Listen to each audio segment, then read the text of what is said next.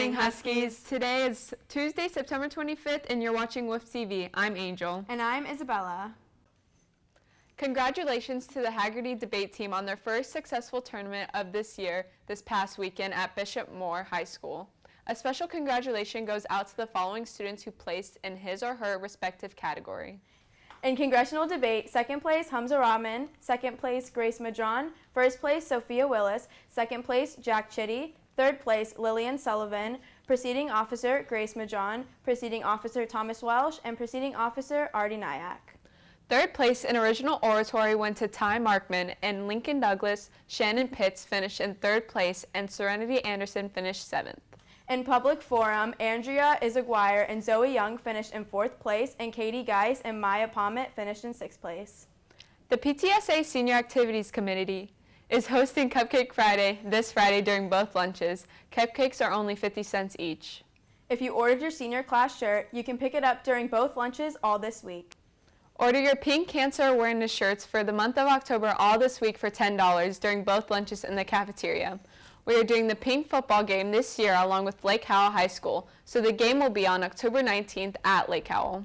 Haggerty's debate team is holding a spirit night at Oviedo Chick-fil-A from 6 p.m. to 9 p.m. tonight. Show the flyer with your purchase, and the percentage of the proceeds will go to the debate team. Please visit Miss Love in room 3-220 for a flyer.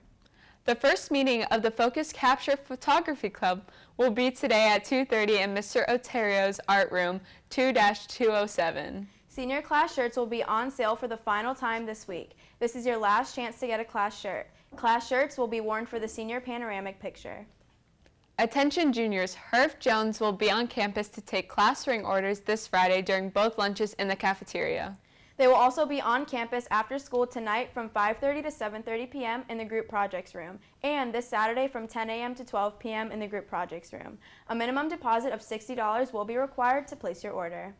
The PTSA Reflections Contest is now underway. This year's theme is Heroes Around Me. Contest categories are in dance choreography, film production, visual arts, literature, music composition, and photography. Check out the Haggerty website for specific details about the category you are interested in. Deadline to enter is November 7th. Attention 11th and 12th graders, the Internship Expo is back. If you are ready to participate in the Spring Internship Program, plan to be at the Expo on October 24th from 5:30 to 7:30. You must register online to participate. Check out the Haggerty website for more information. Returning NEHS members, it's time to pay your $15 dues. The deadline is next Monday, October 1st. After this date, you will be placed on the debt list. Please see Ms. Gendro in 2-122 in between classes, and she will be happy to take your payment. Calling all Huskies. This year's talent show is being held during homecoming week on Tuesday, October 23rd. Audition forms can be picked up outside of TV production, room 2-115, or you can print one from the website. Audition tapes are due next Tuesday, October 2nd to room 2-115. If you want to audition in person, you must sign up for an audition time outside of room 2-115 on the talent show bulletin board. Remember, if you were in the talent show last year, you do not have to audition again. However, you do need to fill out an audition form located outside of room 2-115. Stay tuned for promos, and then we'll be back.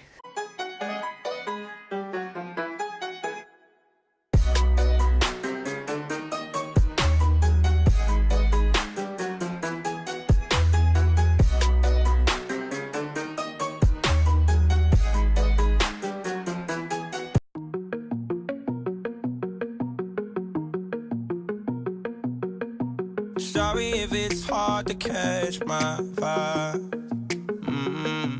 I need a lover to trust, tell me you're on my side. Are you down for the ride? It's not easy for someone to catch my eye, but I've been waiting for you. What's up, Huskies? Haggerty's debate team will be holding a spirit night at the Oviedo Chick-fil-A from 6 p.m. to 9 p.m. September 25th. In order to get a flyer, please visit Miss Love in room 3220. Huskies, if you like, oh, we're doing it. What's up, Huskies? This Wednesday from 5 to 9 p.m., the Model UN is having a spirit night at Chipotle. Be there.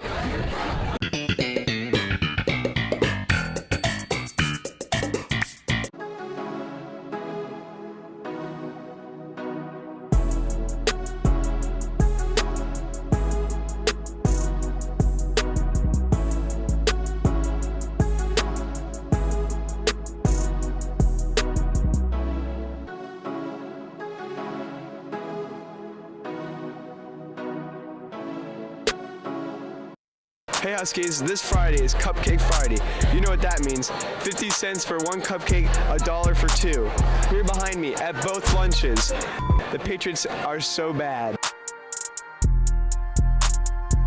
What time is it? It's time for lunch. What time is it? It's time for lunch. What time is it? It's time for lunch. It's lunchtime. Hey, what's for lunch? Hard or soft shell tacos with black beans and tortilla chips. And we're back. If you're planning to take a non-Haggerty student guest with you to this year's homecoming dance, you must have a homecoming guest form filled out, signed, and on file here at the school. Guest forms can be found on the website. Worried about your SAT scores? Check out the Haggerty website for information about the SAT Boost Camp being held on September 29th. Just a reminder that students are not authorized to leave campus at lunch. This includes going to their cars and picking items up from their parents in the parking lot. Students can meet parents between classes or after school. Parents must meet students in the front office. Attention juniors, privilege forms are available on the website and must be turned into Miss Hitt's room in 1-101 by Friday, October 5th. In order to participate, you cannot have any outstanding financial obligations. Financial aid night for seniors and their parents will be held at Oviedo High School on Tuesday, October 9th at 6 p.m. For additional locations, check out the Haggerty website. That'll do it for the announcements today. In celebration of Freedom Week, we have a WOOF Extra today, so stay tuned. That'll do it for your announcements today. From all of us here in the WOOF TV newsroom, have a great day. And as always, Go Huskies!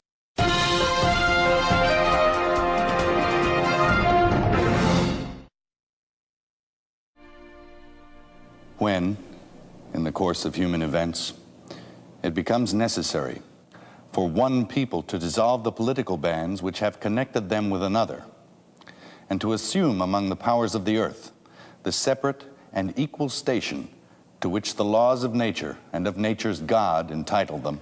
A decent respect to the opinions of mankind requires that they should declare the causes which impel them to the separation. We hold these truths to be self-evident, that all men are created equal, that they are endowed by their Creator with certain unalienable rights, that among these are life, liberty, and the pursuit of happiness.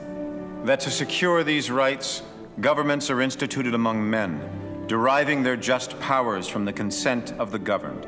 That whenever any form of government becomes destructive of these ends, it is the right of the people to alter or to abolish it and to institute new government.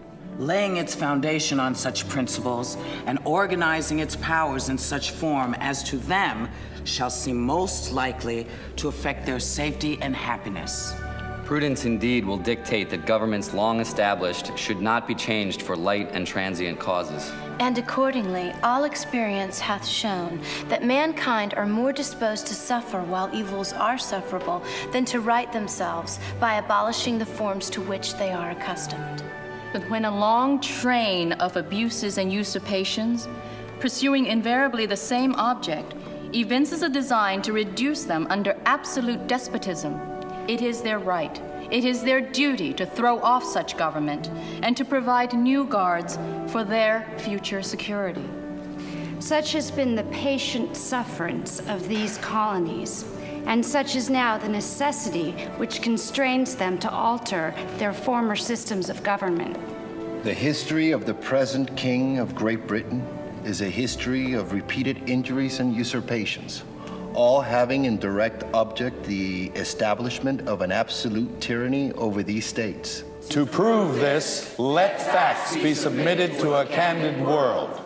He has refused his assent to laws the most wholesome and necessary for the public good. He has forbidden his governors to pass laws of immediate and pressing importance, unless suspended in their operation till his assent should be obtained. And when so suspended, he has utterly neglected to attend to them. He has refused to pass other laws for the accommodation of large districts of people unless those people would relinquish the right of representation in the legislature, a right inestimable to them and formidable only to tyrants. He has called together legislative bodies at places unusual, uncomfortable, and distant from the depository of their public records for the sole purpose of fatiguing them into compliance with his measures. He has dissolved representative houses repeatedly for opposing with manly firmness his invasions on the rights of the people. He has refused for a long time after such dissolutions to cause others to be elected, whereby the legislative powers, incapable of annihilation, have returned to the people at large for their exercise, the state remaining in the meantime exposed to all the dangers of invasion from without and convulsions within.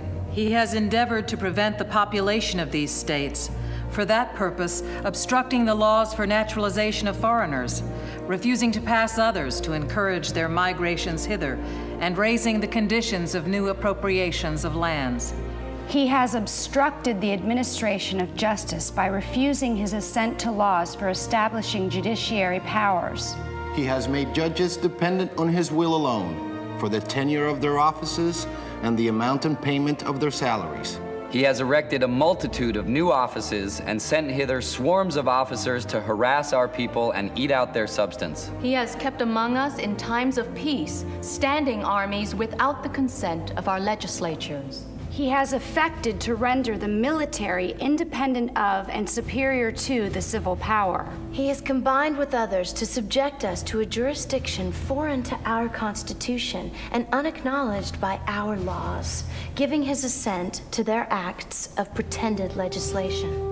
For quartering large bodies of armed troops among us. For protecting them by a mock trial from punishment for any murders which they should commit on the inhabitants of these states. For cutting off our trade with all parts of the world, for imposing taxes on us without our consent. For depriving us in many cases of the benefits of trial by jury, for transporting us beyond seas to be tried for pretended offenses, for abolishing the free system of English laws in a neighboring province, establishing therein an arbitrary government, and enlarging its boundaries so as to render it at once an example and fit instrument for introducing the same absolute rule into these colonies. For taking away our charters, abolishing our most valuable laws, and altering fundamentally the forms of our governments. For suspending our own legislatures and declaring themselves invested with power to legislate for us in all cases whatsoever.